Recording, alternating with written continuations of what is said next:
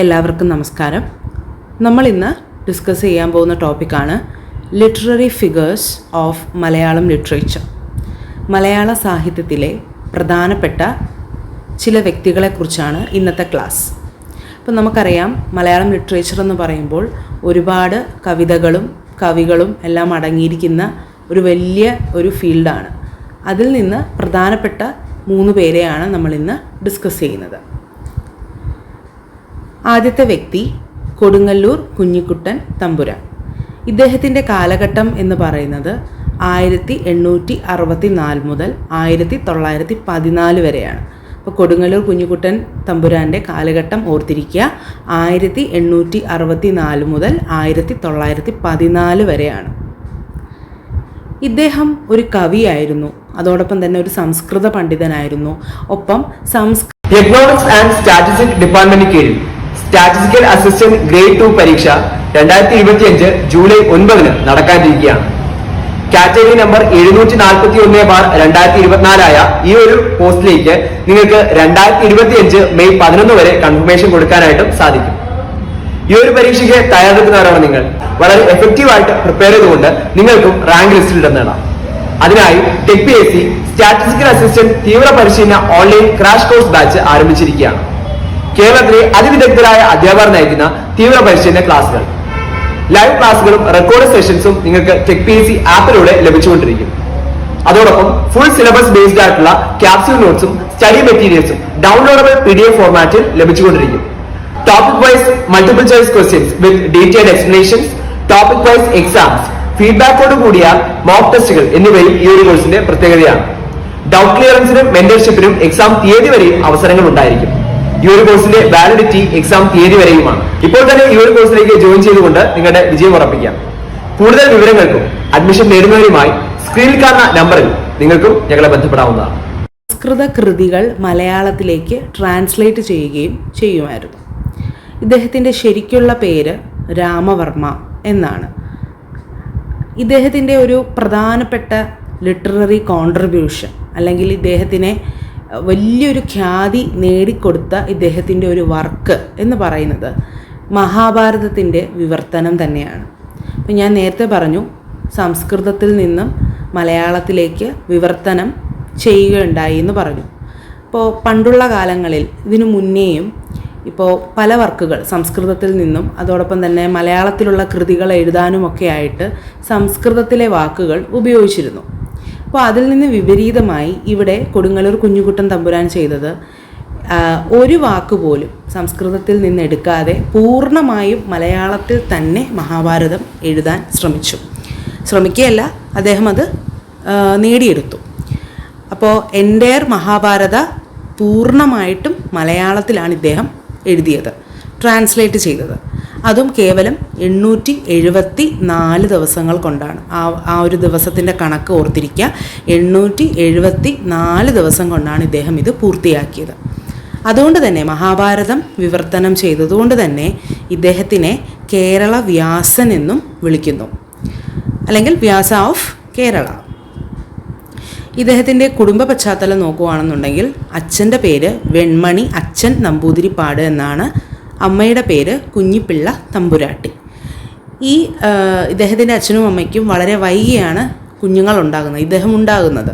അതുകൊണ്ട് തന്നെ വളരെ ഓമനിച്ചും ലാളിച്ചുമാണ് ഇദ്ദേഹത്തിനെ വളർത്തിയത്. അതുകൊണ്ട് തന്നെ ഇദ്ദേഹത്തിനെ കുഞ്ഞിക്കുട്ടൻ എന്നവർ സ്നേഹത്തോടു കൂടി വിളിച്ചിരുന്ന ഒരു പേരാണ്.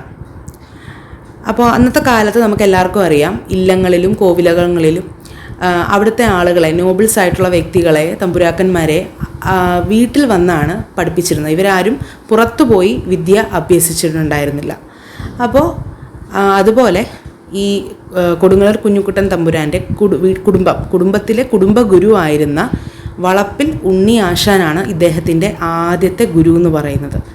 ഫാമിലി ട്യൂട്ടറാണ് കേട്ടോ. അതോടൊപ്പം തന്നെ ഈ വളപ്പിൽ ഉണ്ണി ആശാൻ അദ്ദേഹത്തിൻ്റെ ശിക്ഷണത്തിന് ശേഷം മൂന്നാംകൂർ ഗോദവർമ്മ തമ്പുരാനും കുഞ്ഞിക്കുട്ടൻ തമ്പുരാനെ പഠിപ്പിച്ചിട്ടുണ്ട്. ഇനി ഇദ്ദേഹം തർക്കശാസ്ത്രത്തിലും വിദ്യ നേടിയിട്ടുണ്ട്. അതെവിടെ നിന്നാണ്?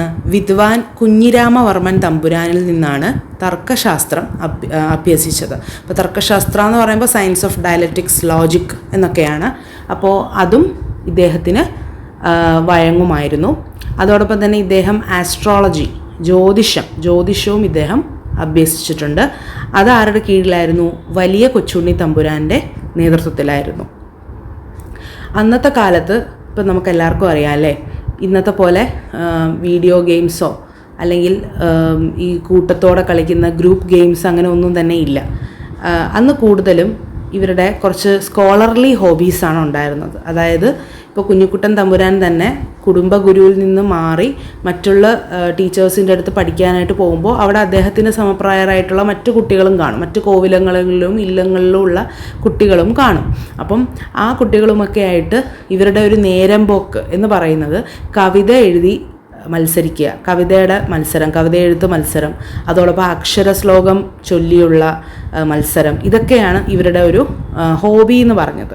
അപ്പോൾ അതുകൊണ്ട് തന്നെ ഇദ്ദേഹം വളരെ ചെറുപ്പത്തിൽ തന്നെ പദ്യം എഴുതാൻ തുടങ്ങിയിരുന്നു, കവിത എഴുതാനായിട്ട് തുടങ്ങിയിരുന്നു. അപ്പോൾ ഇദ്ദേഹത്തിൻ്റെ 21ാമത്തെ വയസ്സിലാണ് ഇദ്ദേഹം കൊടുങ്ങല്ലൂർ കോയിപ്പള്ളി പാപ്പിയമ്മ എന്ന് പറയുന്ന സ്ത്രീയെ വിവാഹം കഴിക്കുന്നത്. അതോടൊപ്പം തന്നെ ഞാൻ നേരത്തെ പറഞ്ഞൊരു കാര്യമായിരുന്നു മഹാഭാരതത്തിൻ്റെ വിവർത്തനം. അതിനു മുന്നേ തന്നെ ഇദ്ദേഹം മണിപ്രവാള രൂപത്തിൽ മഹാഭാരതത്തിനെ കവിഭാരതം എന്ന പേരിൽ വിവർത്തനം ചെയ്യുകയുണ്ടായി. അത് പബ്ലിഷ് ചെയ്ത വർഷമാണ് ഞാനിവിടെ കൊടുത്തിരിക്കുന്നത്, 1893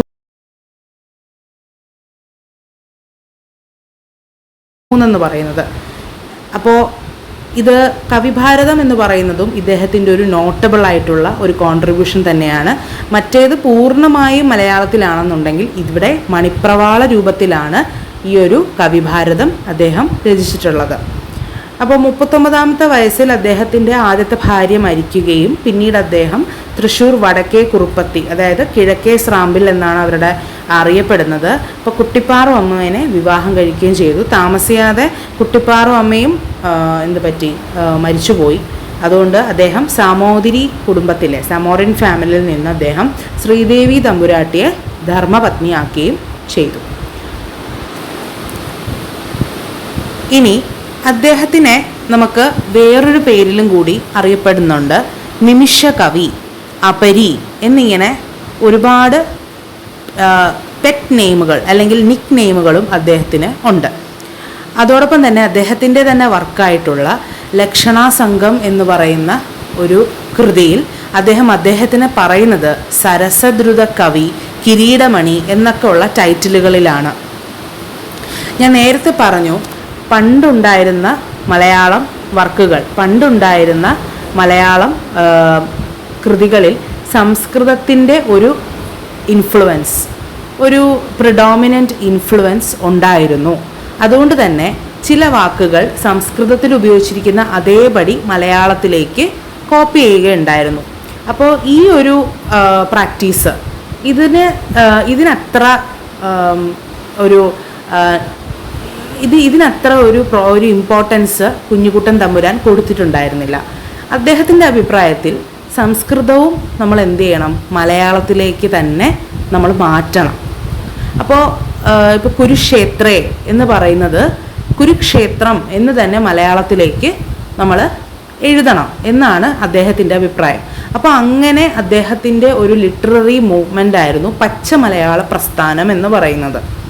അപ്പോൾ ഇവിടെ ഇദ്ദേഹം പച്ച മലയാളം, അതായത് പ്യുവർ മലയാളം ഉപയോഗിച്ചുകൊണ്ട് ഇദ്ദേഹം എഴുതിയ ഒരു കൃതിയാണ് നല്ല ഭാഷ. നല്ല ഭാഷ എന്ന് പറയുന്നത് ഇദ്ദേഹത്തിൻ്റെ തന്നെ പച്ച മലയാള രൂപത്തിലുള്ള ആദ്യത്തെ ഒരു കൃതിയാണ്. അതോടൊപ്പം തന്നെ ഇദ്ദേഹം ആഭിചാരവുമായി ബന്ധപ്പെട്ട് രചിച്ച ഒരു വർക്കാണ് ഒടി. പിന്നെ ഞാൻ നേരത്തെ പറഞ്ഞില്ലേ മഹാഭാരതത്തിനെ ട്രാൻസ്ലേറ്റ് ചെയ്തു എന്ന്, പൂർണ്ണമായിട്ടും മലയാളത്തിലാണ് അത് ട്രാൻസ്ലേറ്റ് ചെയ്യപ്പെട്ടിരിക്കുന്നത്, മണിപ്രവാള രൂപത്തിലല്ല. അതായത് സംസ്കൃതവുമായിട്ടുള്ള ഒരു ഇഴകിച്ചേരൽ അതിനില്ല. അപ്പോൾ ഇവിടെ ഈ മഹാഭാരതത്തിനെ പൂർണ്ണമായും ഇദ്ദേഹം ട്രാൻസ്ലേറ്റ് ചെയ്തു. ആ ഒരു വർക്കിനെ പറയുന്നത് ഭാഷാഭാരതം എന്നാണ്. അപ്പോൾ ഓരോ ലൈൻ ബൈ ലൈൻ ഇദ്ദേഹം എന്ത് ചെയ്യുകയുണ്ടായി, ട്രാൻസ്ലേറ്റ് ചെയ്യുകയുണ്ടായി.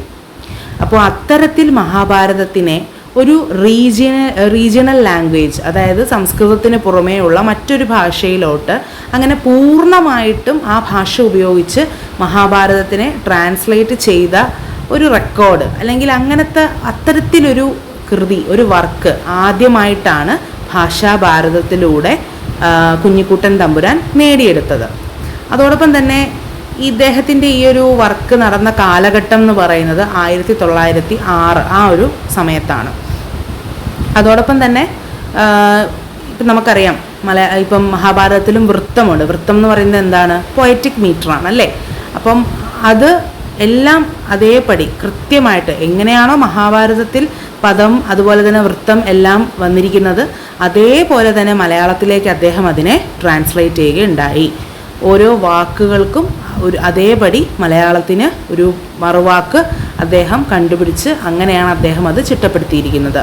അപ്പോൾ നമുക്കറിയാം 18 പർവവും ഏകദേശം 2000 അധ്യായങ്ങളും 1,25,000 പരം ശ്ലോകങ്ങളുള്ള മഹാഭാരതം അതേപടി മലയാളത്തിലേക്ക് എന്ത് ചെയ്തു?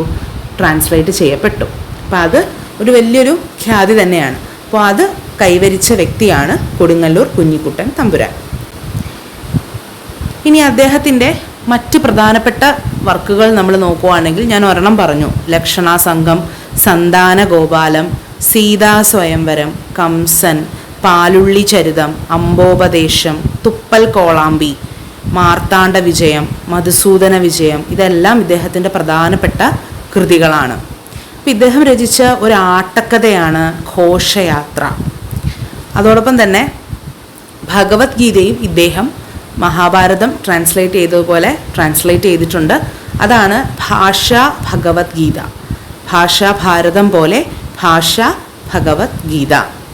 അതോടൊപ്പം തന്നെ അദ്ദേഹം കാദംബരി എന്ന് പറയുന്ന ഭാനഭട്ടനും അതോടൊപ്പം അദ്ദേഹത്തിൻ്റെ ഭാനഭട്ടൻ്റെ മകനായിട്ടുള്ള ഭൂഷണഭട്ടയും കൂടെ ചേർന്ന് രചിച്ച കാദംബരി എന്ന് പറയുന്ന ഒരു സംസ്കൃത കൃതിയും ഇദ്ദേഹം ട്രാൻസ്ലേറ്റ് ചെയ്യുകയുണ്ടായി.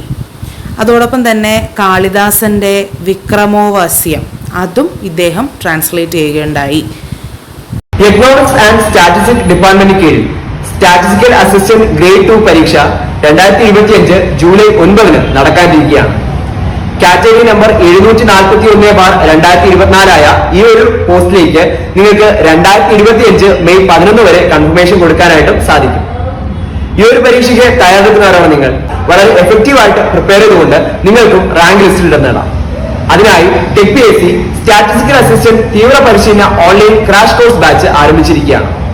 കേരളത്തിലെ അതിവിദഗ്ധരായ അധ്യാപകർ നയിക്കുന്ന തീവ്ര പരിശീലന ക്ലാസുകൾ, ലൈവ് ക്ലാസുകളും റെക്കോർഡ് സെഷൻസും നിങ്ങൾക്ക് ടെക് PSC ആപ്പിലൂടെ ലഭിച്ചുകൊണ്ടിരിക്കും. അതോടൊപ്പം ഫുൾ സിലബസ് ബേസ്ഡ് ആയിട്ടുള്ള ക്യാപ്സ്യൂൾ നോട്ട്സും സ്റ്റഡി മെറ്റീരിയൽസും ഡൗൺലോഡബിൾ PDF ഫോർമാറ്റിൽ ലഭിച്ചുകൊണ്ടിരിക്കും. Topic wise multiple choice questions with detailed explanations, topic wise exams, ഫീഡ്ബാക്കോട് കൂടിയ മോക്ക് ടെസ്റ്റുകൾ എന്നിവയും ഈ ഒരു കോഴ്സിന്റെ പ്രത്യേകതയാണ്. ഡൗട്ട് ക്ലിയറൻസിനും മെന്റർഷിപ്പിനും എക്സാം തീയതി വരെയും അവസരങ്ങൾ ഉണ്ടായിരിക്കും. ഈ ഒരു കോഴ്സിന്റെ വാലിഡിറ്റി എക്സാം തീയതി വരെയുമാണ്. ഇപ്പോൾ തന്നെ ഈ ഒരു കോഴ്സിലേക്ക് ജോയിൻ ചെയ്തുകൊണ്ട് നിങ്ങളുടെ വിജയം ഉറപ്പിക്കാം. കൂടുതൽ വിവരങ്ങൾക്കും അഡ്മിഷൻ നേടുന്നവരുമായി സ്ക്രീനിൽ കാണുന്ന നമ്പറിൽ നിങ്ങൾക്കും ഞങ്ങളെ ബന്ധപ്പെടാവുന്നതാണ്.